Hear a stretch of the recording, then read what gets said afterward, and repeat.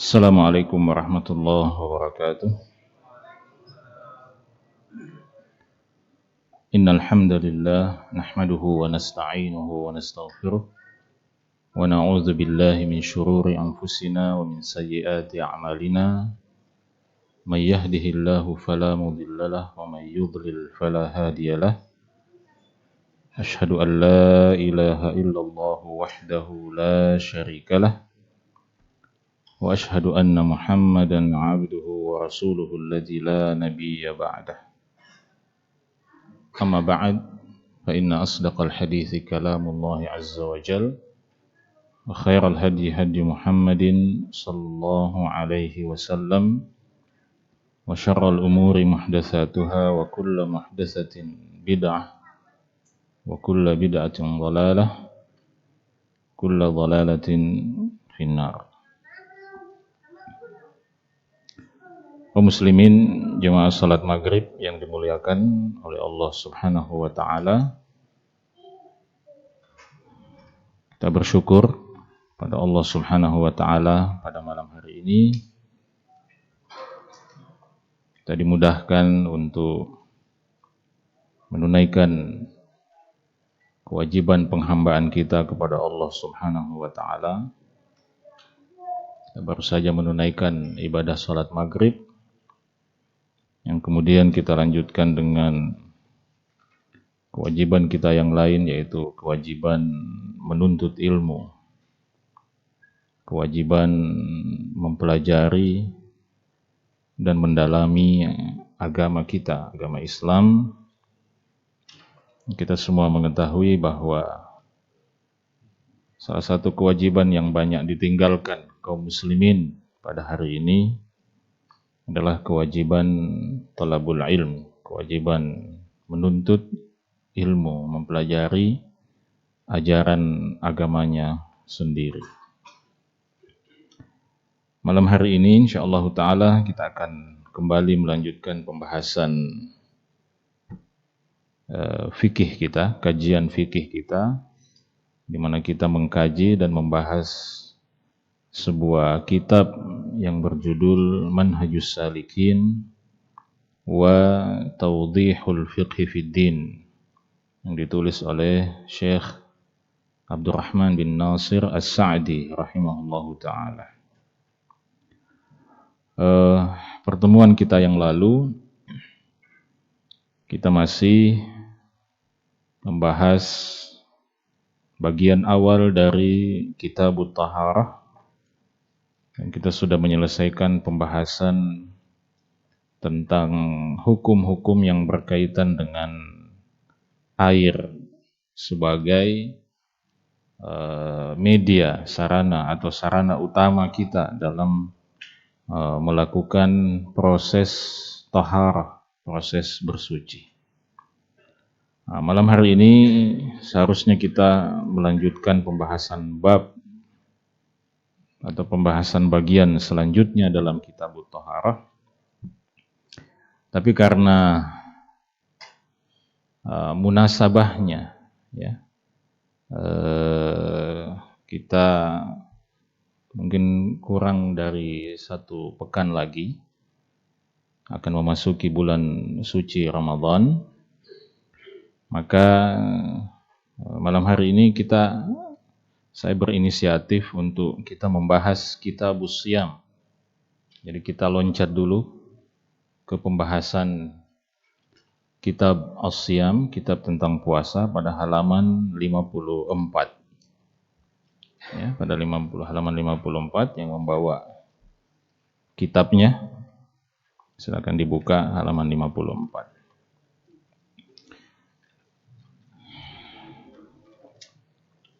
Jadi kita lompat dulu ke Kitabus Shiyam karena ini mungkin pertemuan terakhir, ya, Ramadan tidak ada ta'lim, insyaallah. Mudah-mudahan Allah panjangkan usia kita.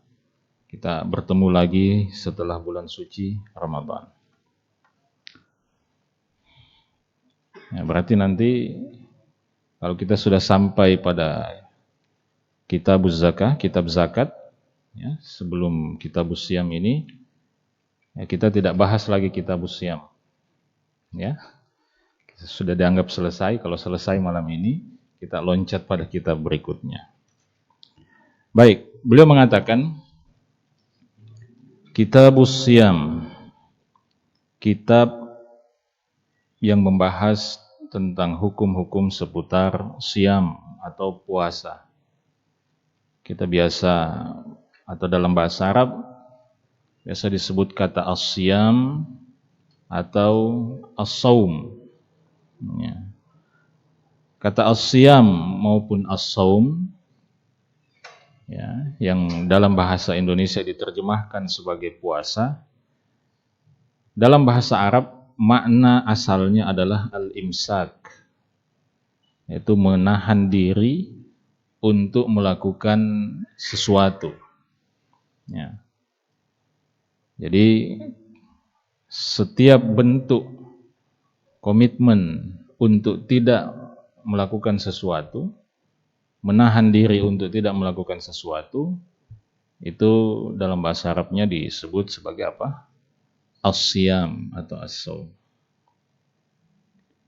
Maka di dalam Al-Quran dalam surah Maryam, Allah Subhanahu wa ta'ala sebutkan perkataan Maryam yang mengatakan inni nazartu lirrahmani sauma. Sesungguhnya aku telah bernazar kepada Ar-Rahman, kepada Allah untuk sauma, untuk melakukan saum.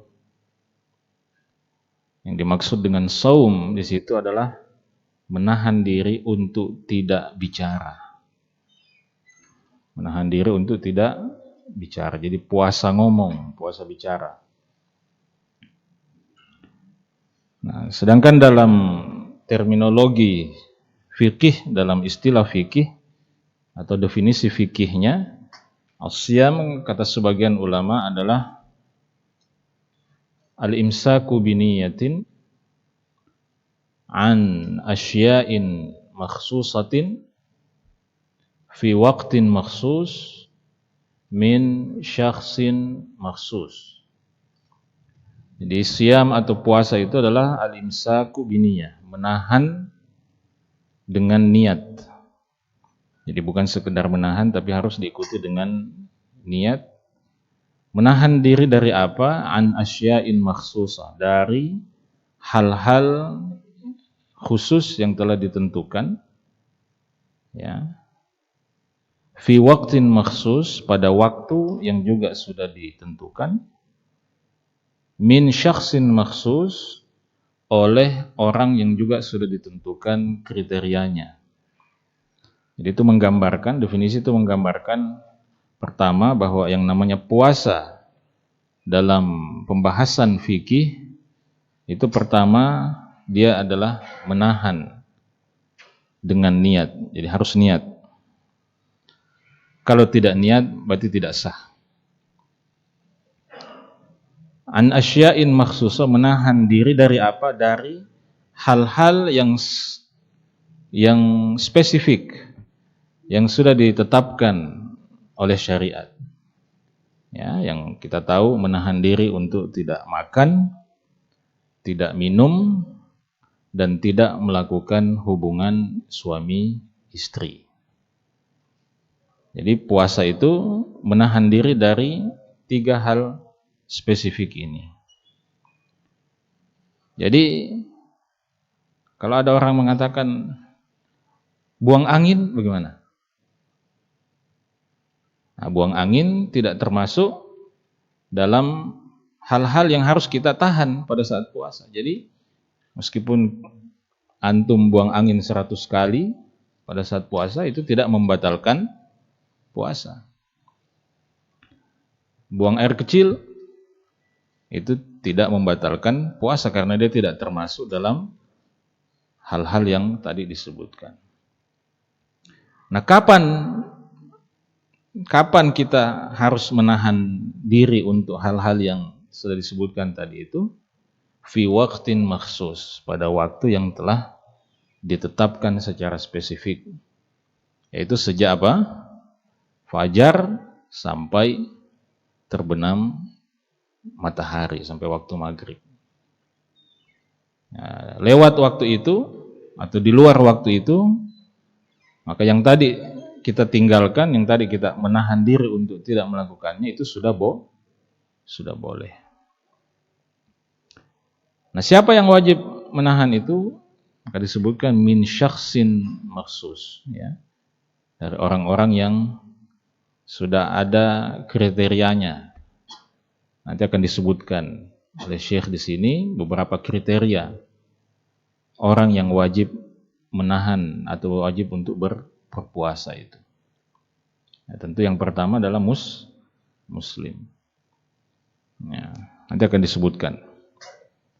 Jadi itu definisi puasa menurut syariat. Jadi tadi kita sebutkan dalam waktu yang dikhususkan itu dari fajar sampai terbenam matahari, dan yang wajibnya itu adalah pada bulan Ramadan, sejak 1 Ramadan sampai akhir Ramadan. Baik. Beliau mengatakan kitabus siyam, kitab tentang puasa. Al-aslu fihi qauluhu ta'ala ya ayyuhalladzina amanu kutiba alaikumus siyamu kama kutiba alal ladzina min qablikum.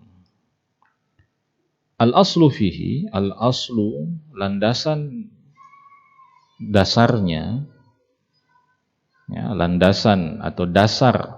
Al-asl itu artinya landasan atau dasar, atau bisa juga dimaknai ad-dalil, dalilnya.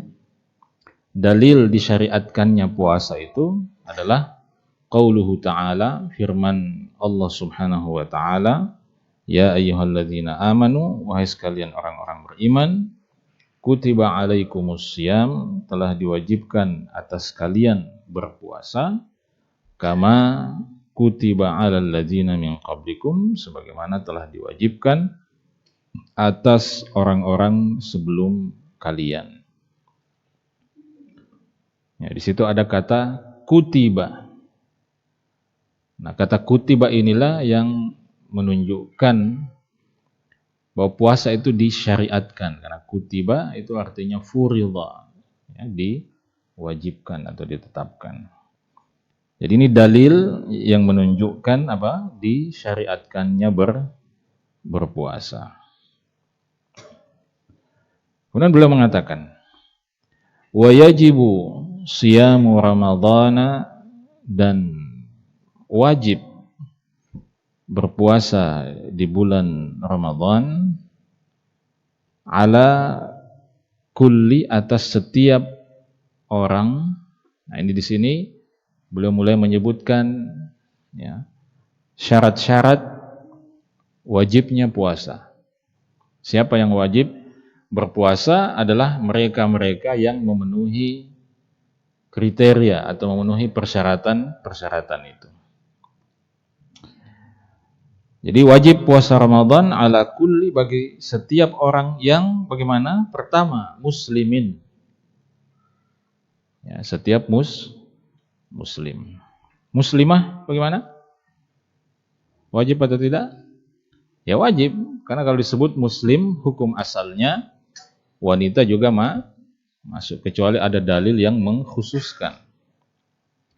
Maka setiap orang yang menyandang predikat muslim, beragama Islam, berarti wajib untuk berpuasa. Sehingga kalau ada orang kafir non-muslim yang tidak berpuasa, maka puasanya tidak sah. Ya. Jadi meskipun dia puasa bulan Ramadan, dia puasa Senin Kamis, ya, puasa putih, ayyamul bid, ya, 3 hari setiap pertengahan bulan, ya, maka puasanya tidak sah. Tidak sah artinya tidak diterima oleh Allah Subhanahu wa ta'ala. Kenapa? Karena dia kafir, karena dia non-muslim. Nah, nanti di akhirat bagaimana?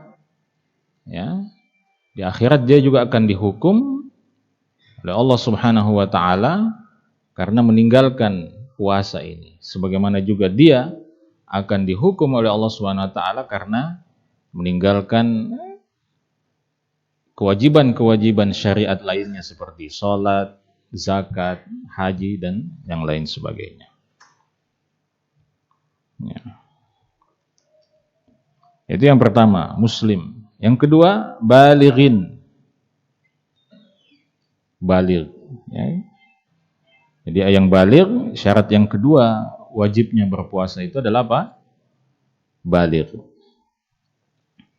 Ya, kita sudah jelaskan pada pertemuan sebelumnya tentang kriteria baligh itu. Ya, jadi baligh itu tandanya adalah pertama dia sudah mimpi basah. Ya, yang kedua atau sudah mulai tumbuh ya rambut-rambut pada wilayah-wilayah tertentu ya. Atau yang ketiga kalau dia belum mimpi dan belum tumbuh. Yang ketiga kalau dia genap berusia 15 tahun. Ya, mungkin ada orang yang sampai usia 15 tahun ya tidak pernah mimpi basah, tidak ada juga ya, bulu-bulu atau rambut yang tumbuh, maka dengan genapnya dia masuk 15 tahun, dia sudah dianggap baligh. Sehingga anak kecil, anak yang belum baligh itu tidak wajib untuk berpuasa. Ya. Jadi ada anak misalnya berusia tanda balik yang keempat, ini tambahan untuk wanita tentu tanda baliknya adalah dengan haid. Sehingga kalau ada yang balik pada usia 10 tahun misalnya, maka sejak usia itu dia wajib untuk berpuasa. Meskipun badannya kecil. Ya, jadi orang tua tidak bisa mengatakan, "Oh, masih kecil saya punya anak ini." Ya, meskipun bodinya kecil tapi kalau sudah balik, maka dia sudah wajib berpuasa kecuali kalau agamanya bukan agama Islam. Ya. Tapi kalau dia muslim dan dia sudah balik, maka dia apa? Wajib berpuasa. Jadi anak kecil tidak diwajibkan untuk berpuasa, tetapi para ulama mengatakan bahwa dianjurkan bahkan disyariatkan kepada para wali anak-anak ini untuk membiasakan anak-anaknya berpuasa sejak kecil. Ya, jika sang anak itu memang dipandang mampu untuk melakukannya.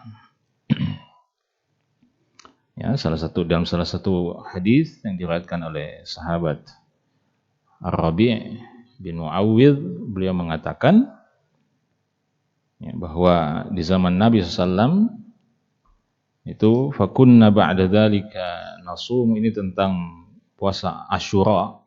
Ketika puasa Asyura itu masih diwajibkan, beliau mengatakan fakunna ba'da dzalika nasum, maka kami setelah itu berpuasa, wa nusawwimu sibyanana, ya, wa nusawwimu sibyanana minas sighar, ya, atau wa nusawwimu sibyanana as-sighara minhum. Jadi ketika Nabi mewajibkan puasa Asyura, maka kami pun para sahabat berpuasa dan nusawwim. Ya. Nusawwim itu artinya mengajak berpuasa. Siapa? Sibyanana, anak-anak kami. Ya. As-sighar yang masih kecil. Nah, sehingga dalam kelanjutan hadis itu dikatakan kami menyiapkan mainan yang terbuat dari al-ihn, ya, jerami, ya, semacam boneka kecil begitu, sehingga kalau mereka lapar, ya, mereka dihibur dengan itu supaya melupakan rasa laparnya. Jadi anak kecil tidak wajib berpuasa, tetapi para walinya dianjurkan untuk apa? Untuk membiasakan, untuk mendidik anak-anak kecil itu untuk mulai membiasakan diri dengan berpuasa. Itu syarat yang kedua. Syarat yang ketiga, Silakan ditambahkan. Ini sayang tidak ada whiteboard. Di situ ada yang kurang. Aqil. Jadi aqil. Ya, yang bisa tulis bahasa Arab tulis saja aqil. Ain, alif, qaf, lam. Aqil. Jadi syarat yang ketiga adalah aqil, berakal. Jadi yang tidak berakal itu tidak wajib untuk berpuasa. Yang tidak berakal itu seperti misalnya orang yang gila atau orang yang tidak sadarkan diri. Nah, ini termasuk orang yang tidak berakal. Jadi kapan dia wajib berpuasa? Kalau dia sudah sembuh ya dari gilanya. Ya. Kemudian syarat yang keempat, qadirin 'ala shaum. Ya, syarat yang keempat adalah qadirin 'ala shaum. Mampu, qadir artinya mampu 'ala shaum untuk mengerjakan puasa. Ya, jadi siapapun yang memenuhi 4 kriteria ini, 4 persyaratan ini, maka saat tiba bulan Ramadan dia wajib untuk berpuasa. Pertama dia muslim, yang kedua dia baligh, yang ketiga dia berakal, yang keempat dia qadirin 'ala shaum, mampu melakukan puasa itu. Kemudian setelah itu beliau menjelaskan tentang metode mengetahui masuknya bulan suci Ramadan. Jadi beliau mengatakan biru'yati hilalihi au ikmali sya'bana 30 yauman. Jadi karena beliau tadi menjelaskan puasa Ramadan itu wajib bagi yang memenuhi kriteria ini, muslim, baligh, berakal dan punya kemampuan fisik untuk melakukan puasa. Nah, bagaimana caranya kita tahu sudah masuk bulan Ramadan supaya kita tahu bahwa sudah mulai wajib kita berpuasa? Caranya ada 2. Cara yang pertama adalah biru'yati hilalihi, dengan melihat hilalnya. Ya, hilal itu artinya ya kalau dalam bahasa kita biasa orang sebut sebagai anak bulan. Bulan di awal harinya, ya. Itu hilal. Bentuknya seperti sabit, ya, sangat tipis, ya, dan biasanya sangat saking tipisnya sehingga tidak mudah juga untuk melihatnya. Maka kalau hilal Ramadan sudah terlihat, maka berarti sudah wajib ya bahwa besoknya itu sudah mulai 1 Ramadan. Itu cara yang pertama. Nah, cara yang kedua ya adalah ketika hilal itu tidak bisa terlihat. Apa yang dilakukan kalau hilal itu terlihat? Nah, pertanyaannya dulu, kapan hilal itu harus dilihat? Pada tanggal 29 Sya'ban, ya. Jadi menjelang maghrib kita sudah menunggu-nunggu, ya, menyiapkan diri untuk melihat hilal itu.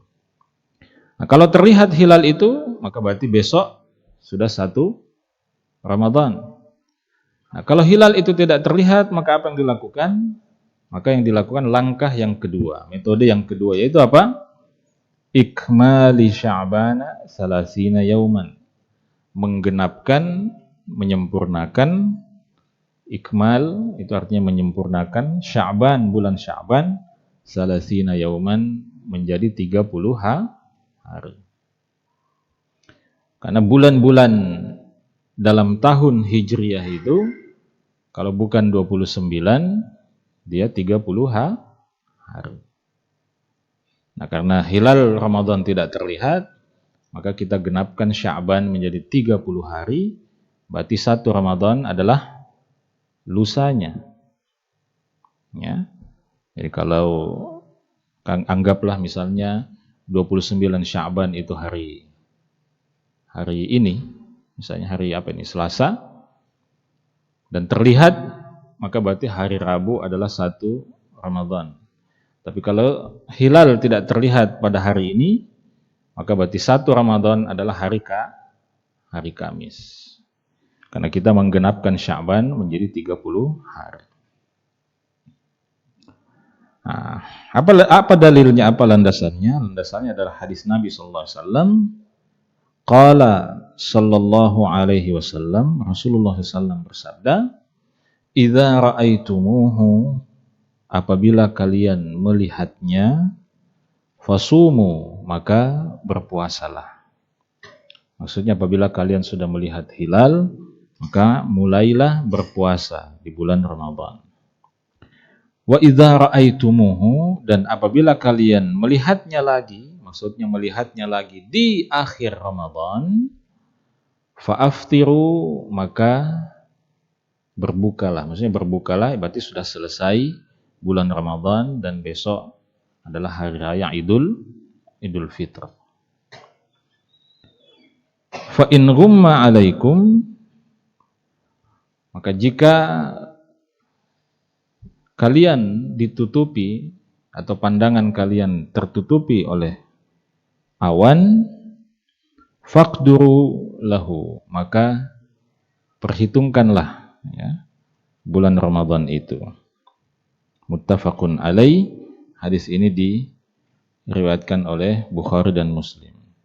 Nah, apa maksudnya faqduru lahu, perhitungkanlah ya untuk bulan Ramadan itu atau untuk bulan Sya'ban? Itu dijelaskan dalam riwayat yang lain. Wa fi lafdhin, dan dalam riwayat yang lain dikatakan faqduru lahu 30. Maka perhitungkanlah untuk bulan Sya'ban itu 30 menjadi 30 hari. Jadi kalau tertutup awan, ya, tertutup mendung, tidak terlihat, ya, maka yang dilakukan adalah apa?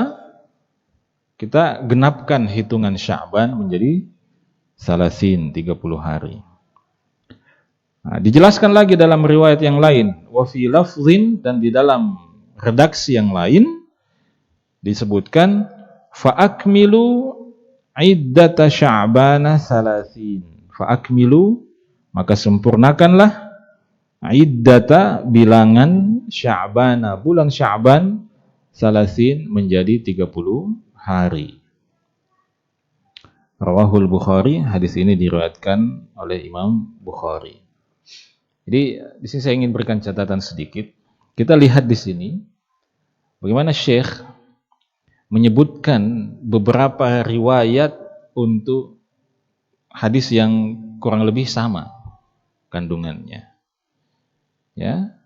Jadi beliau sebutkan beberapa riwayat dan ada perbedaan riwayat. Riwayat yang pertama mengatakan, yang paling atas itu mengatakan fa in ghumma 'alaikum faqduru lahu. Maka jika kalian tertutupi awan, faqduru lahu, maka perhitungkanlah untuk bulan Sya'ban itu. Nah, mungkin belum jelas bagi kita. Apa maksudnya perhitungkanlah itu?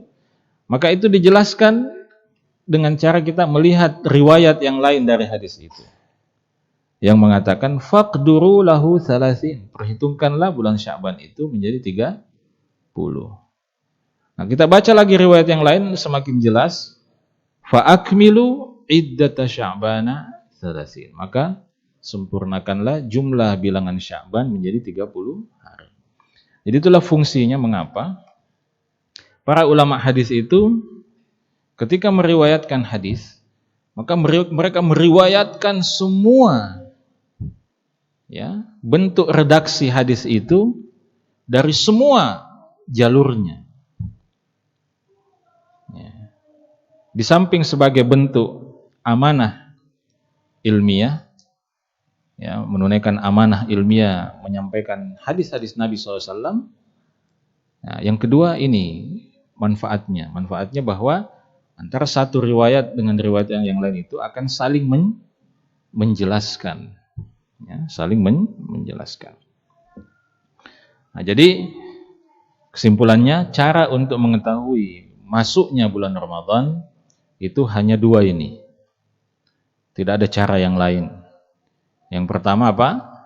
Dengan ru'yatul hilal, ya, melihat hilal. Kalau hilalnya tidak terlihat, maka dengan menggenapkan bulan Sya'ban menjadi 30 hari. Nah, jadi hisab tidak masuk. Ya.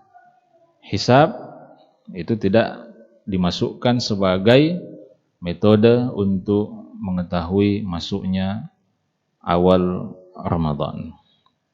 Nah, itu bisa panjang nanti penjelasannya, ya. Nah, tetapi logika yang paling sederhana adalah kalau hisab itu masuk, maka tentu kita kita harus paham bahwa metode hisab itu bukan metode modern. Hisab itu sudah ada sejak dahulu, bahkan sejak zaman Romawi mungkin. Tapi kenapa Nabi SAW tidak memerintahkan para sahabat untuk mempelajari ilmu itu? Ya, dengan alasan misalnya untuk mengetahui penetapan bulan dan lain sebagainya. Nah, itu menunjukkan bahwa itu tidak disyariatkan. Jadi untuk mengetahui masuknya bulan Ramadan hanya satu dari dua ini. Itu ru'yatul hilal, atau dengan apa? Dengan menggenapkan bulan Sya'ban menjadi 30 hari. Dan itu menurut saya salah satu bentuk kemudahan Islam. Ya. Karena saya pernah belajar hisab. Ya, saya pernah belajar hisab dan ilmu falak. Ya, sewaktu SMA, ya, di pesantren. Ya, kurang lebih sekitar 3 tahun. Ya, cukup rumit. Ya. Jadi antum bayangkan kalau misalnya kita berada, ya, hidup di atas gunung, tidak ada satupun yang tahu ilmu hisab. Nah, bagaimana mengetahui masuknya bulan Ramadan? Ya, maka Nabi mengajarkan kita cara yang bisa digunakan dimanapun, ya, dalam kondisi apapun kita berada. Lihat hilalnya, kalau hilalnya tidak kelihatan, maka genapkan menjadi 30 hari. Kemudian beliau mengatakan, wa yusamu bi ru'yati adlin lihilalihi. Di situ perlu dikoreksi, ada kesalahan tulis. Di situ ditulis wa yusamu bi ru'yati adin lin, ya, itu salah, ya. Wa yusamu bi ru'yati adlin lihilalihi, ya. Jadi bulan Ramadan itu, ya, dilakukan puasa di dalam bulan Ramadan bi ru'yati adlin, ya, dengan berdasarkan pada penglihatan adlin, seorang muslim yang adil, lihilalihi, terhadap hilalnya. Jadi maksudnya gini, siapa yang memenuhi kriteria untuk melihat hilal. Di sini disebutkan kriterianya untuk melihat hilal itu, bahwa hilal itu dilihat atau penglihatan terhadap hilal itu dilakukan oleh seorang yang punya sifat adil. Adil itu bukan adil dalam bahasa Indonesia, ya, lawannya zalim, bukan. Tapi adil itu adalah, kalau dalam istilah para ulama itu, maksudnya adil itu adalah orang yang punya sifat, ya, punya tabiat yang selalu mendorong dia untuk takut kepada Allah, ya, dan menjaga muruahnya. Itu namanya adil. Jadi kita tahu dia orang yang soleh, orang yang menjaga ibadahnya, orang yang, ya, bukan orang yang sekali-kali ke masjid, sekali-kali masuk diskotik, ya, sekali-sekali sedekah, sekali-sekali juga korupsi. Itu tidak masuk ke kriteria apa? Adil. Jadi kalau ada orang yang kita tahu itu korupsi, koruptor, nah itu berarti tidak bisa diterima ru'yatul hilalnya. Nah, ya. Ya ustadz lah, misalnya ustadz, kiai, ulama, itu insya Allah termasuk kategori apa? Orang yang punya sifat adil.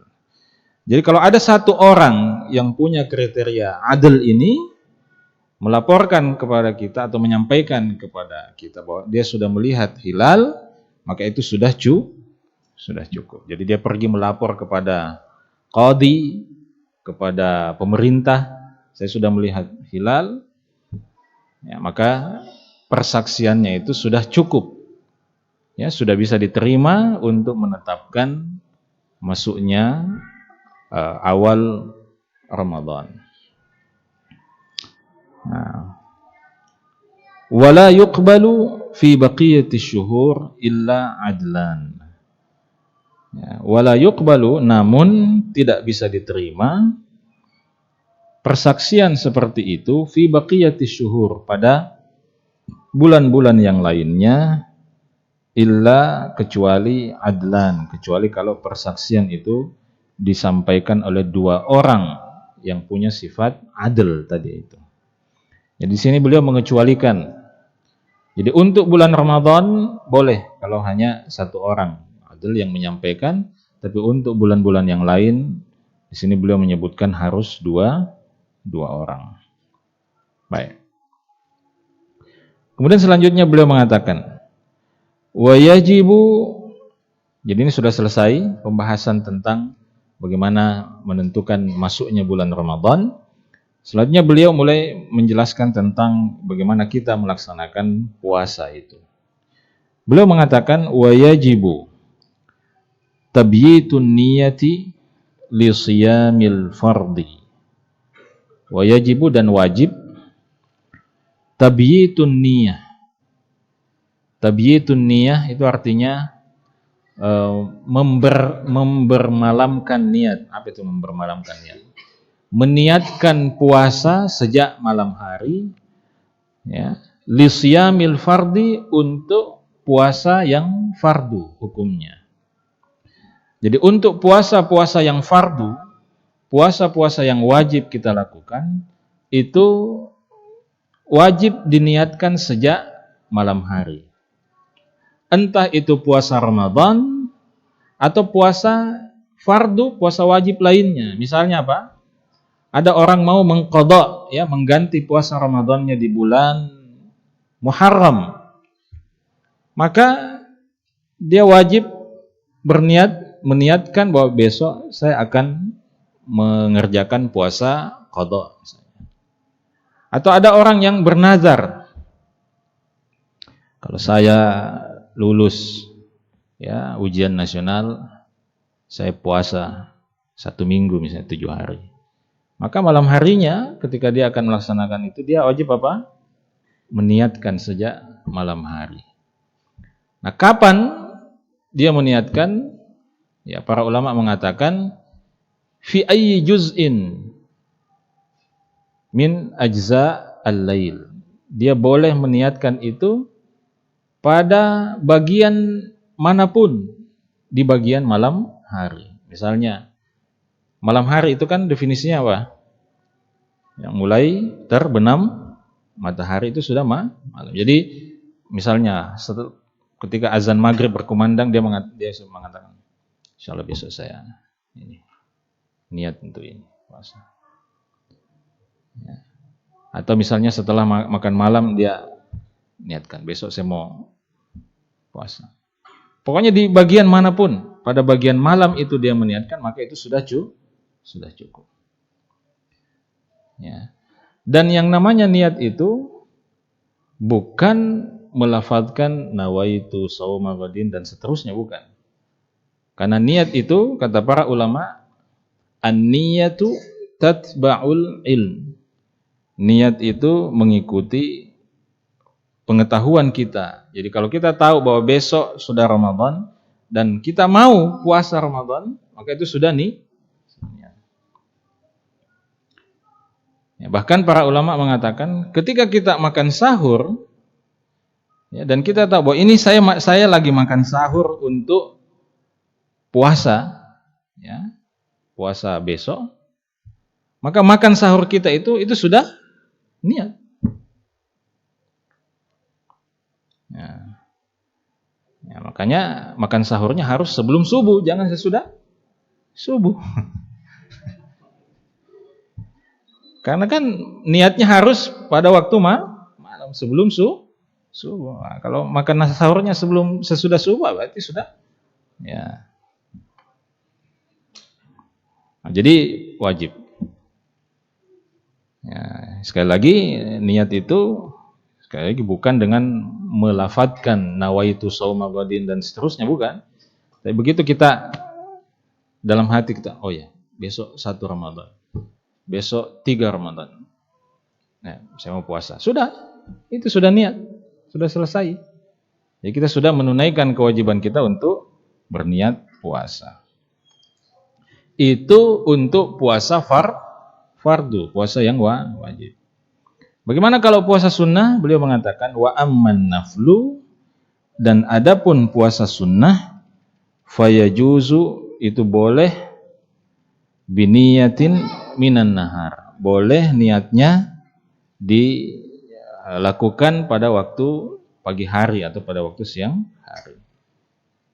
Ini puasa sunnah. Jadi niatnya boleh tidak dari malam hari, selama sampai kita belum menyatakan niat untuk puasa hari itu, kita belum pernah melakukan sesuatu yang bisa membatalkan puasa. Jangan sudah makan nasi kuning 3 porsi jam 7, wah saya mau niat puasa. Itu tidak bisa. Sudah habis 3 porsi, baru dia mau niat puasa. Ya, sarapan 3 porsi nasi kuning, baru dia niat mau puasa hari itu. Salah itu, tidak bisa. Jadi dia bangun sholat subuh, dia belum makan apa-apa, ya, dia belum minum apa-apa, dia belum melakukan hubungan suami istri sampai kemudian dia misalnya sholat subuh, kemudian dia tinggal di masjid, habis dari masjid dia olahraga sedikit, ya, kemudian dia pulang ke rumah. Nah, di rumah ternyata sarapan belum siap, ya, kopi belum ada, teh belum ada, ya. Nah, kelihatannya tidak ada juga tanda-tanda mau ada, ya. Ya, sehingga dia sudahlah kalau gitu saya puasa saja hari ini, ya. Istrinya juga lagi di kampung, ya, sudah saya puasa hari ini. Itu boleh begitu.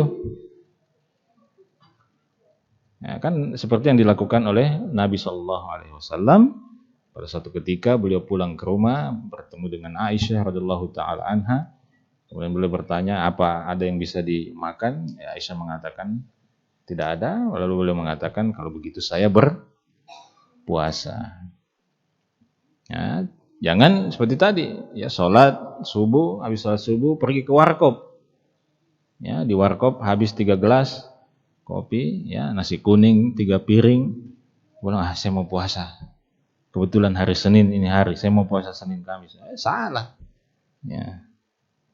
Jadi syaratnya puasa sunnah boleh niatnya di siang hari selama kita sampai menyatakan niat itu belum melakukan apapun yang bisa membatalkan puasa.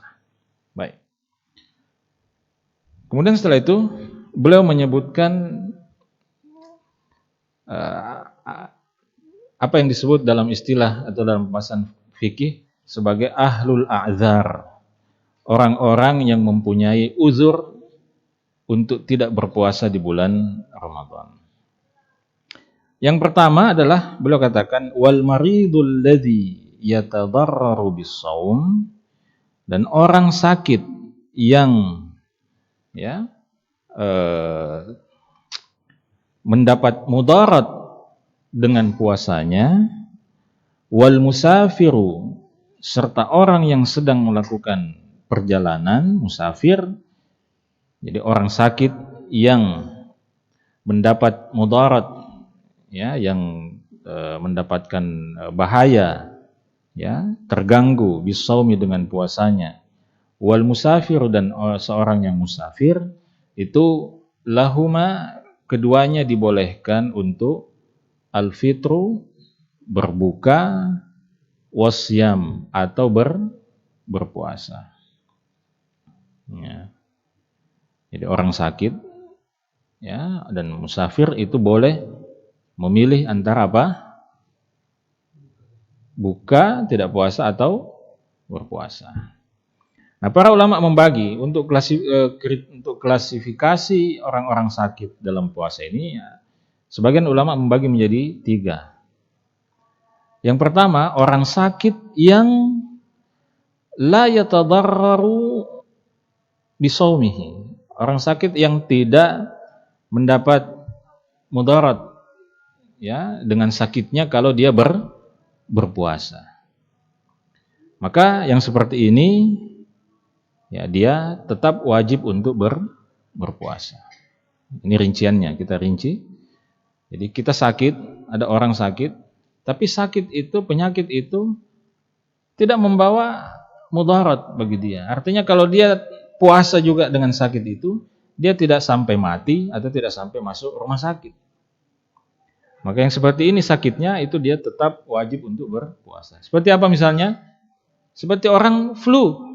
Ya, flu ringan, bersin-bersin, ya, meler-meler. Wah, saya ini meler-meler ini. Kayaknya saya tidak usah puasa dulu hari ini. Wah, itu. Kalau istilah anak muda itu cemen. Ya. Masa cuma flu sedikit sudah tidak puasa. Atau ya migrain, ya, sakit kepala sebagian. Nah, itu masa itu jadi alasan tidak puasa, ya. Nah, jadi ini jenis sakit yang seperti ini itu tetap kita harus untuk berpuasa.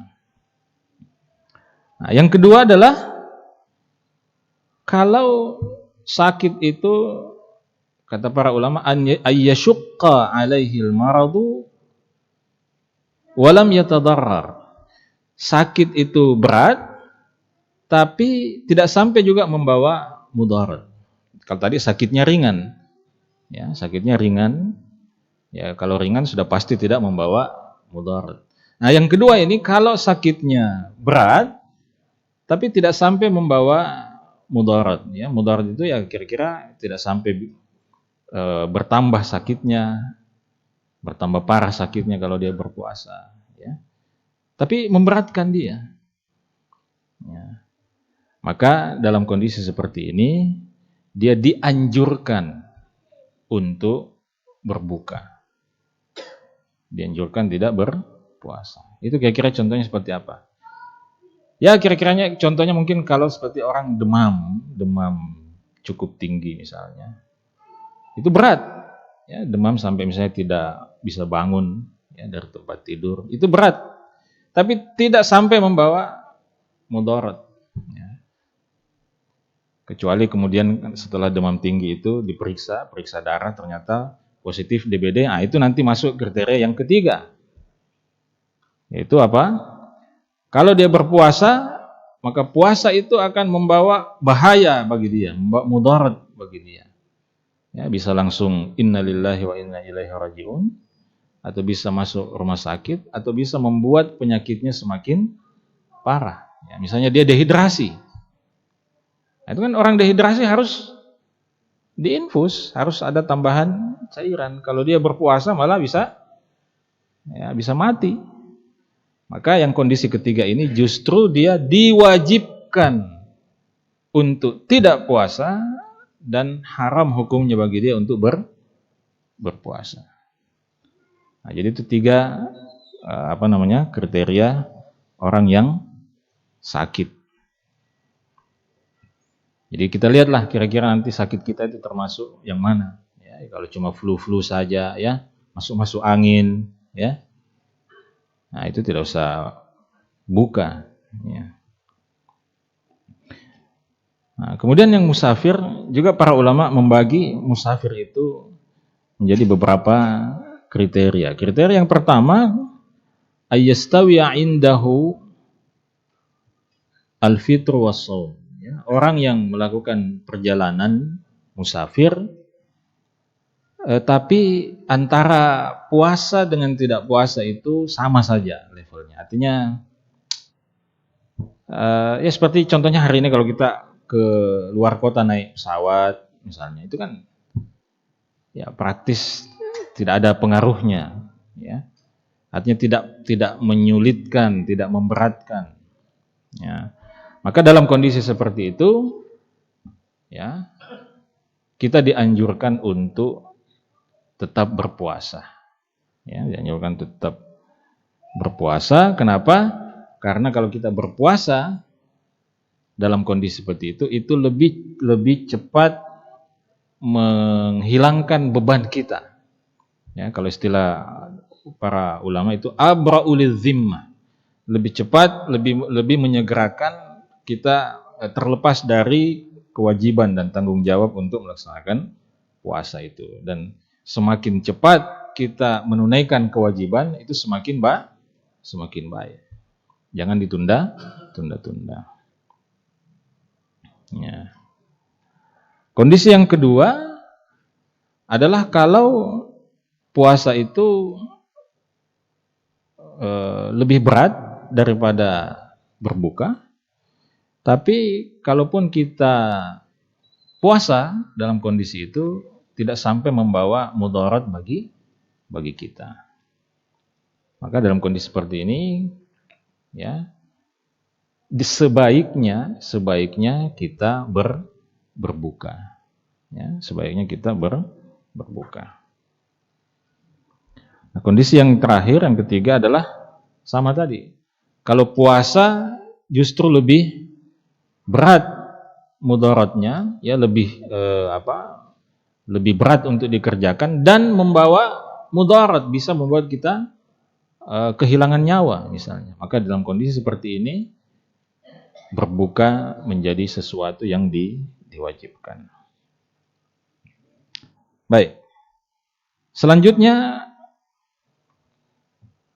yang juga tidak berpuasa adalah wanita haid dan nifas. Wal haidhu wan nufasa, dan wanita haid wan nufasa serta wanita-wanita yang mengalami nifas, yahrumu alaihimus syam. Keduanya diharamkan untuk berpuasa, tidak boleh berpuasa. Wa alaihimal qada, tapi keduanya wajib mengganti puasa itu pada bulan yang lain di luar bulan Ramadan. Ya. Kemudian yang ketiga, wal hamilu wal murdi, wanita hamil dan menyusui. Kata beliau, wanita hamil dan menyusui itu idza khafata ala waladaihima, kalau mereka takut, khawatir terhadap kondisi anak mereka, ya, wanita hamil, dia khawatir kalau dia puasa itu bisa berbahaya untuk janinnya, atau wanita menyusui, dia khawatir kalau dia berpuasa menyebabkan anaknya, ya, tidak bisa makan, atau tidak bisa minum, tidak bisa mengkonsumsi air susunya. Maka kalau dia takut pada kondisi anaknya, kata beliau, aftarata, keduanya boleh berbuka, tidak berpuasa. Wa qadayata, dan keduanya wajib mengqadha. Wa at'amata, dan keduanya wajib memberikan makan, memberi fidyah. Jadi wanita hamil, kalau wanita hamil dan menyusui, kalau mereka hanya khawatir kepada anaknya, maka kewajibannya menurut penjelasan Syekh di sini, kewajibannya adalah apa? Dia boleh tidak puasa, tapi kewajibannya apa? Mengqadha plus membayar fidyah. Jadi tidak cukup hanya dengan mengqadha. Selain mengqadha, dia juga membayar fidyah. Ya? Jadi kalau dia misalnya selama Ramadan mengalami menyusui anaknya selama 10 hari dan dia tidak puasa selama 10 hari, maka berarti dia apa? Mengqadha puasa 10 hari plus membayar fidyah untuk 10 hari itu. Ya. Ini menurut pendapat yang dipegang oleh Syekh Abdurrahman As-Sa'di rahimahullahu taala di sini. Tapi sebagian ulama yang lain memilih pendapat yang kedua bahwa wanita hamil dan menyusui jika dia berbuka, artinya tidak berpuasa, maka kewajibannya cukup mengqadha saja. Ya, cukup mengqadha saja berdasarkan hadis Nabi SAW yang mengatakan innallaha wada'a 'anil musafiri as-shauma wa syatra as-shalah wa 'anil hamili awil murdi' as-shaum. Sesungguhnya Allah Subhanahu wa taala telah meringankan orang musafir itu untuk tidak berpuasa dan setengah salatnya, jadi orang musafir tidak salat full. Begitu pula wanita hamil dan wanita menyusui untuk tidak berpuasa. Jadi pendapat yang kedua yang saya sebutkan ini pendapat yang dipilih oleh murid dari Syekh Abdurrahman As-Sa'di, yaitu Syekh Al-Utsaimin rahimahullahu ta'ala. Kemudian selanjutnya yang juga tidak berpuasa adalah wal ajizu anis shaum. Seorang yang lemah, ya, tidak mampu melakukan puasa, likibarin karena usia lanjut, au maradin atau sakit, yang la yurja bur'uhu, yang tidak diharapkan lagi kesembuhannya. Nah, jadi ini model yang ketiga. Jadi orang yang tidak mampu puasa dengan uzur, ya, jadi dia tidak mampu puasa untuk seterusnya, untuk selamanya. Jadi ini uzurnya apa? Uzurnya berkelanjutan. Ya, pertama mungkin karena usianya sudah tua, ya, sudah 80 tahun, ya. Atau yang kedua dia mengidap penyakit yang tidak diharapkan lagi bisa sembuh menurut perhitungan dokter, tentu saja perhitungan manusia. Maka orang yang berada dalam kondisi ini, kata beliau, fa innahu yut'imu an kulli yaumin miskinan. Maka dia boleh tidak berpuasa dan tidak perlu mengganti puasanya. Kan tadi sudah tidak mampu puasa untuk seterusnya. Sehingga dia tidak perlu mengqadha. Apa kewajibannya? Fa innahu yut'im, maka sungguhnya dia yut'imu, memberi makan an kulli yaumin, untuk setiap satu hari yang dia tinggalkan puasanya, ya, dia berikan apa? Makanan untuk satu orang miskin. Jadi misalnya dia Ramadan tahun ini misalnya 30 hari full dia tidak puasa, maka dia apa?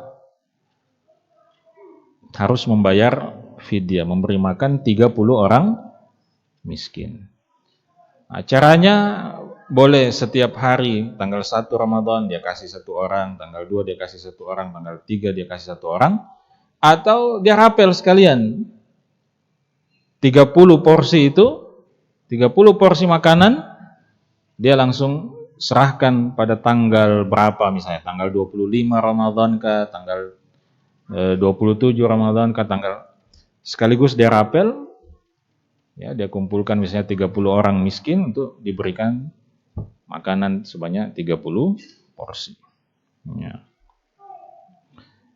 Jadi untuk orang yang memiliki uzur berkelanjutan dan tidak mungkin lagi berpuasa, sakit yang tidak mungkin lagi sembuh, maka ya, dia hanya perlu memberi makan, ya, membayar fidyah untuk setiap hari yang dia tidak mengerjakan puasa di dalamnya. Ya, saya lanjutkan sedikit, ya, karena waktunya sudah habis, tapi saya lanjutkan sedikit lagi. Waman aftara, dan siapa yang berbuka, siapa yang berbuka atau batal puasanya, fa alaihil qada'u faqat, maka dia hanya berkewajiban untuk mengganti puasa itu. Ya, kalau ada orang yang puasanya batal, apa yang harus dia lakukan? Ya, maka beliau mengatakan fa alaihil qada'u faqat. Dia hanya wajib mengganti puasa itu di bulan lain. Dengan catatan, idza kana fitruhu, kalau penyebab berbukanya, kalau penyebab batalnya puasa itu, pertama, biaklin, karena dia sengaja makan. Ya, banyak ada anekdot yang mengatakan, ya sebelum masuk bulan puasa ini, ya harus bawa ya motor itu ke bengkel untuk diservis setirnya, stang motornya itu setirnya. Karena biasa katanya kalau bulan puasa tiba-tiba dia belok ke warung coto. Ya. Ya. Dia harus diservis baik-baik itu anunya, ya. Nah, biasa bulan puasa tiba-tiba ada warung coto dia belok gitu ya. Jadi orang yang sengaja makan sampai batal puasanya, maka dia harus apa? Mengqadha saja. Tidak perlu memberi makan. Au bisyurbin, atau dia minum dengan sengaja. Au qai'in amdan, atau dia sengaja muntah. Jadi muntah dengan sengaja itu membatalkan puasa. Kalau tidak sengaja muntah, itu tidak batal. Ya, misalnya naik mobil ya ke daerah, ya masuk angin, ya mabuk laut, mabuk darat, mabuk udara, ya. Kemudian muntah, itu muntah tidak disengaja, berarti tidak batal. Tapi kalau sengaja muntah, maka itu membatalkan puasa. Au hijamatin, atau karena berbekam, ya. Jadi berbekam itu juga membatalkan puasa. Jadi yang berprofesi sebagai tukang bekam, ya hadisnya Nabi SAW mengatakan aftarul hajimu wal mahjum, ya batallah puasa orang yang membekam dan orang yang dibekam. Ya, pendapat ini adalah di kalangan ulama fikih disebut sebagai min mufradat madhabil Imam Ahmad, adalah pendapat yang spesifik untuk madhab Imam Ahmad, madhab Hambali. Jadi pendapat bahwa hijamah atau berbekam itu membatalkan puasa, itu pendapat yang khas, ya pendapat khas milik Imam Ahmad, ya salah satu pendapat Imam Ahmad. Jumhur ulama mengatakan, berpendapat bahwa berbekam itu tidak membatalkan puasa. Ya, berdasarkan hadis yang diriwayatkan dari Ibnu Abbas bahwa Nabi SAW ihtajama wa huwa shaim.